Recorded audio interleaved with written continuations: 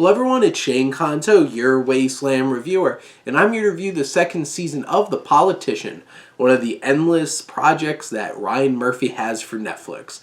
And this series focuses on Payton Hobart, played by Ben Platt, who's a young man who's destined to want to be president someday, and gets through his whole first season of this show trying to run for office at his school in Santa Barbara, California, and now he's moved off to New York City to become a state senator.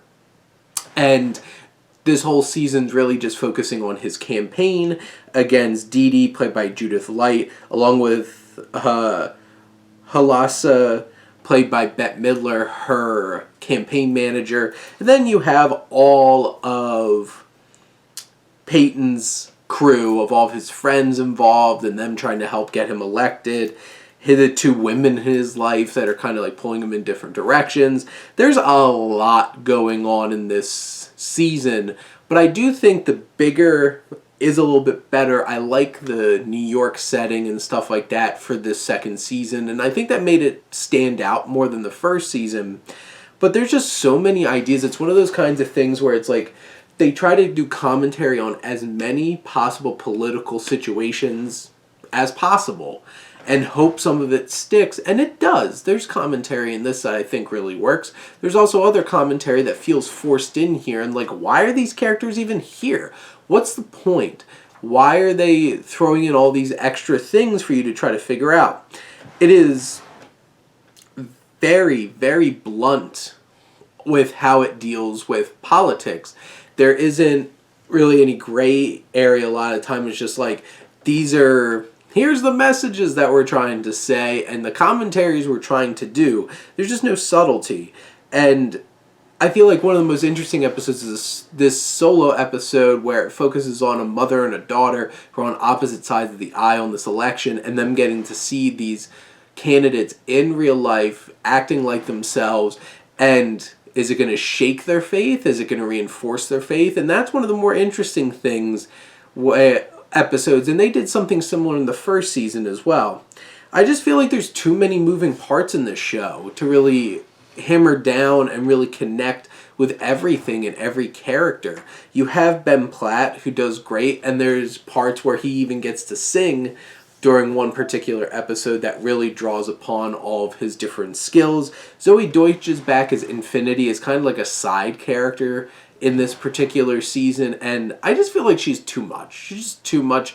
I love Zoey Deutch, but this character just feels like it's overdone and too ridiculous. And I guess they're trying to go for that radicalism, but like, it just feels, she feels like a caricature. And some of the decent amount of the characters do, but then you have the whole crew of characters who are making up Payton's campaign, and you have Astrid, who's there in his life, Alice, McAfee, James, Sky, all of these characters who all have their own expectations, have their own ideas, have their own motivations, trying to balance all of that together. It's hard for the director and the writers to really make this all click together, and this show definitely struggles at times with trying to keep those connections going. But I did really enjoy Judith Light as Dee Dee, who's brought in as this like big incumbent, and she has some saucy things on the side in terms of her own sex life that might get in the way of her campaign. And Bette Midler as her campaign manager is just a ball of energy and is a lot of fun and brings some interesting perspectives. And this show takes you in interesting perspectives and leaves you at some interesting places. I just wish that it was a little bit more focused. This feels like it deals with the same issues that Don't Look Up does for me. And I did enjoy that. And I did enjoy this. I just think it's trying too much, too far, and might not be for everybody. If you like Ryan Murphy projects, you're probably going to like this.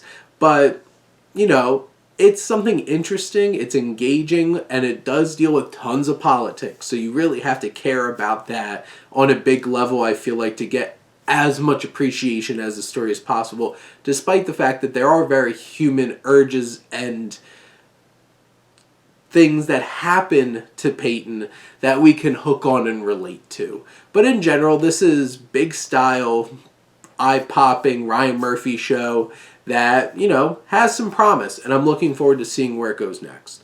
But those are my thoughts on The Politician Season 2. Let me know what you think, and let's talk some TV.